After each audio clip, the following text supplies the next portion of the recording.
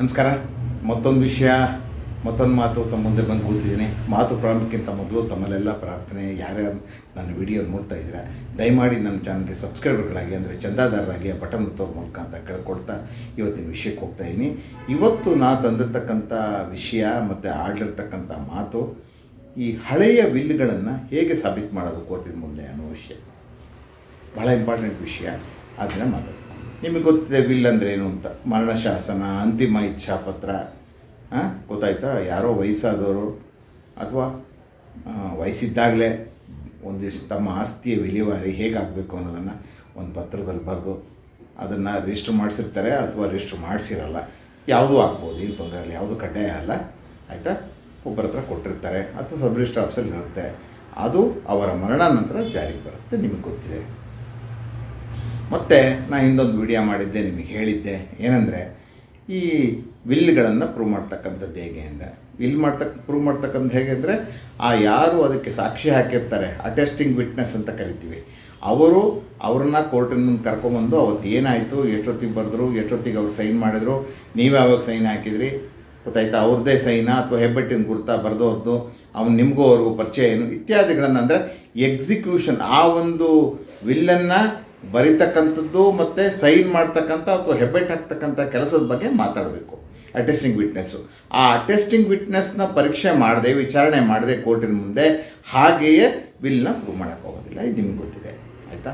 ನನ್ನ ಮುಂದಿರ್ತಕ್ಕಂಥ ಪ್ರಶ್ನೆ ಹಳೆ ವಿಲ್ಲು. ಹಳೆ ವಿಲ್ಲು ಅಂದರೆ ಒಂದು 50, 60, 70 ವರ್ಷ ಆಗಿರುತ್ತಪ್ಪ.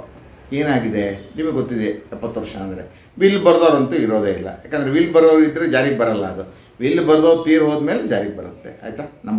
ಮೊದಲನೇ ವಿಷಯ. ಮತ್ತು ಎರಡನೇದಾಗಿ ಈ ವಿಟ್ನೆಸ್ಗಳಿರ್ತಾರಲ್ಲ, ಅಟೆಸ್ಟಿಂಗ್ ವಿಟ್ನೆಸ್ಸು, ಸಾಕ್ಷಿಗಳು ವಿಲ್ಗೆ, ಅವ್ರಿಗೂ ವಯಸ್ಸಾಗಿರುತ್ತೆ ಅಥವಾ ಸತ್ತೋಗ್ಬಿಟ್ಟಿರ್ತಾರೆ ಅಥವಾ ಅವ್ರಿಗೆ ಸಿಗೋದಿಲ್ಲ ಅಥವಾ ಮಾತಾಡೋ ಪರಿಸ್ಥಿತಿಲಿ ಇರೋಲ್ಲ. ಅವರು ಸಾಮಾನ್ಯ ಹೋಗ್ಬಿಟ್ಟಿರ್ತಾರಪ್ಪ, ತೀರ್ಕೊಂಡಿರ್ತಾರೆ. ಆಗ ಅಂಥ ಸಂದರ್ಭಗಳಲ್ಲಿ ವಿಲ್ ಇಂಪ್ರೂವ್ ಮಾಡೋದು ಹೇಗೆ? ಯಾಕಂದರೆ ವಿಲ್ಲನ್ನು ಅಟೆಸ್ಟಿಂಗ್ ವಿಟ್ನೆಸ್ನ ವಿಚಾರಣೆ ಮಾಡ್ದಲ್ಲೇ ಅಟೆಸ್ಟಿಂಗ್ ವಿಟ್ನೆಸ್ ಈಗ ಏನಾಗುತ್ತೆ, ವಿಲ್ ಬರೆದವ್ರು ಇರೋಲ್ಲ, ಕರೆಕ್ಟಾ, ಸತ್ತೋಗಿರ್ತಾರೆ. ಆಗ ವಿಲ್ಲಿನ ಜಾರಿ ಪ್ರಶ್ನೆ ಬರುತ್ತೆ, ಮಾಡಬೇಕೆ ಬಿಡಬೇಕೆ ಅಂತ. ಅವಾಗ ಯಾರಾದರೂ ಎದುರುಗಡೆ ಪಾರ್ಟಿಗಳು ಇಲ್ಲ, ಯಾರು ಬರೆದಿದ್ದಾರೆ ಅಂತ ಹೇಳ್ತಿದ್ದಾರೆ, ಅವ್ರು ಬರೆದಿದ್ದಲ್ಲ, ಅದು ಅವ್ರ ಸಹಿ ಅಲ್ಲ, ಅವ್ರ ಸಿಗ್ನೇಚರ್ ಅಲ್ಲ, ಅವರು ಮಾನಸಿಕವಾಗಿ ದೈಹಿಕವಾಗಿ ಸರಿ ಇರಲಿಲ್ಲ, ಈ ಒಂದು ಏನು ಬರಿತಾ ಇದ್ದೀನಿ ಅಂತ ಅವ್ರಿಗೆ ಗೊತ್ತಿರಲಿಲ್ಲ, ಯಾರ ಪರವಾಗಿ ಬರಿತಾ ಇದ್ದೀನಿ ಗೊತ್ತಿರಲಿಲ್ಲ, ಮತ್ತು ವಿಲ್ ಬರೆದ್ರೆ ಅದರ ಪರಿಣಾಮ ಏನಾಗುತ್ತೆ, ಏನಾಗ್ಬೋದು ಅನ್ನೋದನ್ನು ಊಹಿಸೋ ಶಕ್ತಿ ಅವ್ರಿಗಿರಲಿಲ್ಲ, ಇತ್ಯಾದಿ ತಕರಾರನ್ನು ಕೋರ್ಟಲ್ಲಿ ಹಾಕ್ತಾರೆ. ಯಾಕಂದರೆ ಆ ವಿಲ್ಲು ಜಾರಿಗೆ ಬರಬಾರ್ದು, ಕ್ಯಾನ್ಸಲ್ ಆಗಬೇಕು ಅಂತಕ್ಕಂಥದ್ದು ಅವ್ರ ಉದ್ದೇಶ. ನಿಮ್ಮ ಉದ್ದೇಶ ವಿಲ್ ಪ್ರೂವ್ ಆಗಬೇಕು, ವಿಲ್ನಲ್ಲಿ ಯಾರ ಪರವಾಗಿ ಏನು ಬರೆದಾರೋ ಅವ್ರಿಗೆ ದಕ್ಕಬೇಕು ಅಂತಕ್ಕಂಥದ್ದು. ಕರೆಕ್ಟಾ? ಹೌದು. ಆಗ ನೀವೇನು ಮಾಡಬೇಕಾಗುತ್ತೆ, ವಿಟ್ನೆಸ್ಗಳು ಅಟ್ಲೀಸ್ಟ್ ಕಾನೂನು ಹೇಳುತ್ತೆ, ಇಬ್ಬರಲ್ಲಿ ಒಬ್ಬರಾದರೂ ಅಟೆಸ್ಟಿಂಗ್ ವಿಟ್ನೆಸ್ನ ಅಂದರೆ ಸಾಕ್ಷಿನ ಕರ್ಕೊಂಬಂದು ಕೋರ್ಟಲ್ಲಿ ವಿಚಾರಣೆ ಮಾಡಬೇಕು. ಇಲ್ಲದೆ ಹೋದರೆ ಆ ವಿಲ್ ಸಾಬೀತಾಗೋದಿಲ್ಲ, ಸಾಬೀತು ಮಾಡಿದಾಗೋಗೋದಿಲ್ಲ ವಿಚಾರಣೆ ಮಾಡದೆ ಹೋದರೆ. ಆದರೆ ಒಂದು ಸಂದರ್ಭ ಹೇಳ್ತೀನಿ ನಿಮಗೆ. ಇಬ್ಬರು ವಿಟ್ನೆಸ್ಗಳಿಲ್ಲಪ್ಪ, ತೀರ್ಕೊಂಬಿಟ್ಟಿದ್ದಾರೆ, ವಯಸ್ಸಾಗಿತ್ತು, ಹೋಗ್ಬಿಟ್ರು. ಏನು ಮಾಡ್ತೀರಾ? ಆ ಕಾನೂನು ಏನು ಹೇಳುತ್ತೆ, ಯಾವ ವಿಟ್ನೆಸ್ಗಳು ತೀರ್ಕೊಂಡಿದ್ದಾರೋ ಅವರು ತಮ್ಮ ಜೀವಿತಾವಧಿಯಲ್ಲಿ ಬೇರೆ ಬೇರೆ ಯಾವುದೋ ದಾಖಲೆಗಳಿಗೆ ಸಹಿ ಮಾಡಿರ್ತಾರೆ, ಕರೆಕ್ಟಾ, ಅಥವಾ ಪತ್ರಗಳನ್ನು ಬರೆದಿರ್ತಾರೆ, ಅದನ್ನು ತಂದು ಕೋರ್ಟಿನ ಹಾಜರು ಮಾಡಬೇಕು. ಆಗ ಅದನ್ನು ಮತ್ತು ಈ ವಿಲ್ ಇರ್ತಕ್ಕಂಥ ಸಿಗ್ನೇಚರು, ಹ್ಯಾಂಡ್ ರೈಟನ್ನ ಕಂಪೇರ್ ಮಾಡಿ ಒಂದು ಒಪಿನಿಯನ್ ತೊಗೋಬೇಕಾಗತ್ತೆ. ನೀವು ಎಕ್ಸ್ಪರ್ಟ್ ಒಪಿನಿಯನ್ ತೊಗೊಂಡು ಅದನ್ನು ಹಾಜರು ಮಾಡಿದರೆ ಅದು ಕೋರ್ಟಿಗೆ ಮನವರಿಕೆ ಆದರೆ ನೀವು ವಿಲ್ಲನ್ನು ಪ್ರೂವ್ ಮಾಡಿದ್ದೀರಿ ಅಂತ ಆಗುತ್ತೆ. ಆಗ ಕೋರ್ಟು ನೀವು ಪ್ರೂವ್ ಮಾಡಿದ್ದೀರಿ ಅಂತ ಭಾವಿಸುತ್ತೆ, ತಿಳಿಸುತ್ತೆ, ತೀರ್ಮಾನಕ್ಕೆ ಬರುತ್ತೆ. ಇದು ತೀರ್ಕೊಂಡ ವಿಟ್ನೆಸ್ಗಳನ್ನು, ಗೊತ್ತಾಯ್ತಾ? ಈಗ ಇನ್ನೊಂದು ವಿಷಯ ಮಾಡ್ಬೋದು. ಯಾರು ಈ ವಿಟ್ನೆಸ್ಗಳಿರ್ತಾರೆ ಅವ್ರು ನಮ್ಗೆ ಗೊತ್ತು, ಇಂಥದ್ದು ವಿಟ್ನೆಸ್ ಪರಿಚಯದವ್ರು ನಾನು ಮಾತಾಡ್ತಾ ಇದ್ದೀನಿ. ವಿಟ್ನೆಸ್ ಪರಿಚಯ ಇದ್ದವರು ಅಥವಾ ಸಂಬಂಧಿಗಳು ಮಕ್ಕಳ ಕರ್ಕೊಂಬಂದು ಇದು ನಮ್ಮಪ್ಪನ ಸೈನ್ ಅಂತ ಹೇಳ್ಬೋದು. ಆದರೆ ಅಷ್ಟಕ್ಕೆ ಮಾತ್ರ ಪ್ರೂವ್ ಆಗಲ್ಲ, ಅದು ಇಲ್ಲ. ಅವ್ರು ಆಸಕ್ತಿ ಇರ್ತಕ್ಕಂಥ ಇಂಟ್ರೆಸ್ಟೆಡ್ ವಿಟ್ನೆಸ್ ಅಂತ ಆಗ್ಬಿಡ್ಬೋದು. ಆದ್ದರಿಂದ ಯಾರು ಸಹಿ ಮಾಡಿದ್ದಾರೆ ಸಾಕ್ಷಿಯಾಗಿ, ಅವರು ಬೇರೆ ಬೇರೆ ಸಂದರ್ಭಗಳಲ್ಲಿ ಬೇರೆ ಬೇರೆ ಪತ್ರಗಳಿಗೆ ಸಹಿ ಮಾಡಿರ್ತಾರೆ ಅವರು ಜೀವಿತಾವಧಿಯಲ್ಲಿ, ಹೌದಾ, ಅಥವಾ ಬರವಣಿಗೆ ಮಾಡಿರ್ತಾರೆ ಎಲ್ಲೋ, ಅದು ಮನೇಲಿ ನಿಮಗೆ ಸಿಕ್ಕುತ್ತೆ, ಸಬ್ ರಿಜಿಸ್ಟ್ರ್ ಆಫೀಸಲ್ಲಿ ಸಿಕ್ಕುತ್ತೆ. ಅದನ್ನು ತಂದು ನೀವು ಕೋರ್ಟಿನ ಮುಂದೆ ಹಾಜರು ಮಾಡಬೇಕು. ಈ ವಿಲ್ನಲ್ಲಿರ್ತಕ್ಕಂಥ ಸೈನು ಅಲ್ಲಿರ್ತಕ್ಕಂಥ ಸೈನ್ ಒಂದೇ ಅಂತಕ್ಕಂಥ ಪ್ರೂವ್ ಮಾಡಬೇಕು. ಅವಶ್ಯಕತೆ ಬಿದ್ದರೆ ಎಕ್ಸ್ಪರ್ಟ್ ಒಪಿನಿಯನ್ ತಗೋಬೇಕು. ಎರಡೂ ಅಲ್ಲ ಬೇರೆ ಬೇರೆದ್ದು ಅಂತ ಆದರೆ ಈ ರೀತಿಯಲ್ಲಿ ಸಾಕ್ಷಿಗಳ ಸಹಿಯನ್ನು ವಿಟ್ನೆಸ್ ಇದ್ರೋ ಇಲ್ವೋ ಇವ್ರು ಹೌದೋ ಅಲ್ಲೋ ಅನ್ನೋದನ್ನು ತೀರ್ಮಾನ ಮಾಡೋದಕ್ಕೆ ಕೋರ್ಟ್ನಲ್ಲಿ ಒಂದು ಅವಕಾಶ ಇದೆ. ಈ ರೀತಿ ತಾವು ಮಾಡ್ಬೋದು. ಈ ರೀತಿ ಮಾಡೋದ್ರ ಮೂಲಕ ತಾವು ತೀರಿಕೊಂಡಿರುವ ವಿಟ್ನೆಸ್ಗಳನ್ನು ಕೋರ್ಟಿನ ಮುಂದೆ ತಂದು ನಿಲ್ಲಿಸಿದಾಗತ್ತೆ. ಮತ್ತು ವಿಲ್ಲನ್ನು ಪ್ರೂವ್ ಮಾಡೋದಕ್ಕೆ ಅವರು ಯಾರು ಸಾಕ್ಷಿಗಳು ತೀರ್ಕೊಂಡಿರ್ತಕ್ಕಂಥ ಏಕೈಕ ಮಾರ್ಗ ಇದೇ ಆಗಿದೆ. ಆದ್ದರಿಂದ ಈ ಒಂದು ಮಾರ್ಗವನ್ನು ಅನುಸರಿಸಿ ನೀವು ಪ್ರೂವ್ ಮಾಡ್ಬೋದು.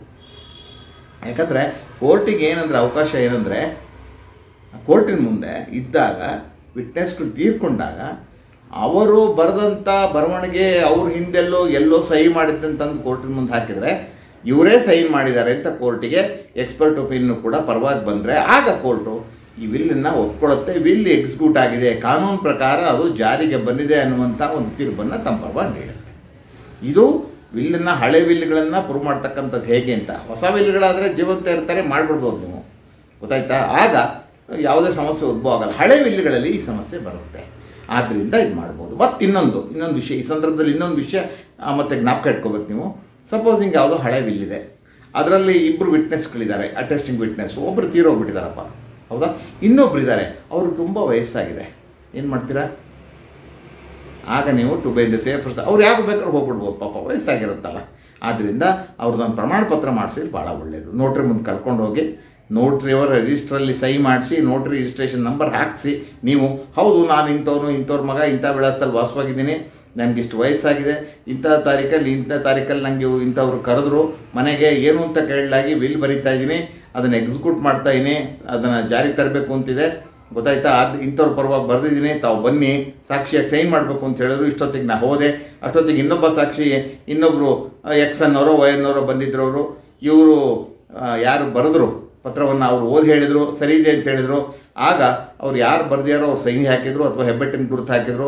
ನಾವಿಬ್ಬರು ನಮ್ಮ ಸಹಿಗಳನ್ನು ಹಾಕಿದ್ವಿ, ಅವತ್ತಿನ ದಿವಸ ಇಷ್ಟೊತ್ತಿಗೆ ಕೆಲಸ ಮುಗೀತು ಅಂಥೇಳಿ ಒಂದು ಪ್ರಮಾಣ ಪತ್ರ ಮಾಡಿ ನೀವು ಇಟ್ಕೊಂಡ್ರೆ ಮುಂದೆ ಅವ್ರು ತೀರೋದ್ಮೇಲೆ ಅಟ್ಲೀಸ್ಟ್ ಅದನ್ನು ಕೋರ್ಟಿಗೆ ಹಾಕ್ಬೋದು. ಇದೊಂದು ಅಡಿಷನಲ್ ಎವಿಡೆನ್ಸ್ ಆಗುತ್ತೆ, ಅಡಿಷನಲ್ ಪ್ರೂಫ್ ಆಗುತ್ತೆ. ಜೊತೆಗೆ ನೀವು ಅವರು ಯಾರು ತೀರ್ಕೊಂಡಂಥ ಒಬ್ಬ ವಿಟ್ನೆಸ್ನ ಸಹಿ ಮಾಡಿದಂಥ ಕಾಗದ ಪತ್ರಗಳು ಅಥವಾ ಬರವಣಿಗೆ ಮಾಡಿದಂಥ ಪತ್ರಗಳನ್ನು ತಂದು ಕೋರ್ಟಿನ ಮುಂದೆ ಹಾಕೋದ್ರ ಜೊತೆಗೆ ಈ ಥರದ ಪ್ರಮಾಣ ಪತ್ರವನ್ನು ಕೂಡ ಹಾಕಿದರೆ ನಿಮ್ಗೆ ಅನುಕೂಲ ಆಗುತ್ತೆ. ಈ ರೀತಿಯ ಮುಂಜಾಗರೂಕತೆ ಕ್ರಮಗಳನ್ನು ಕೈಗೊಂಡು ಹಳೆಯ ವಿಲ್ಗಳನ್ನು ಸಾಬೀತು ಮಾಡ್ಬೋದು ಕೋರ್ಟಿನ ಮುಂದೆ. ಮತ್ತು ಆ ವಿಲ್ನಲ್ಲಿರ್ತಕ್ಕಂಥ ಏನು ಸೌಲಭ್ಯಗಳಿದೆ, ಮತ್ತು ಆಸ್ತಿ ಇದೆ, ಹಣ ಇದೆ, ಮೂವಬಲ್ ಪ್ರಾಪರ್ಟಿ, ಚರ ಸ್ಥಿರ ಆಸ್ತಿಗಳು ಏನೇನಿದೆ ಅದೆಲ್ಲವನ್ನು ನೀವು ಪಡ್ಕೋಬೋದು. ಈ ಒಂದು ಸಣ್ಣ ವಿಷಯವನ್ನು ಸಂಕ್ಷಿಪ್ತವಾಗಿ ತಮ್ಮ ಮುಂದೆ ಮಂಡಿಸಿ ನನ್ನ ಮಾತನ್ನು ಮುಗಿಸ್ತಾ ಇದ್ದೀನಿ. ನಮಸ್ಕಾರ.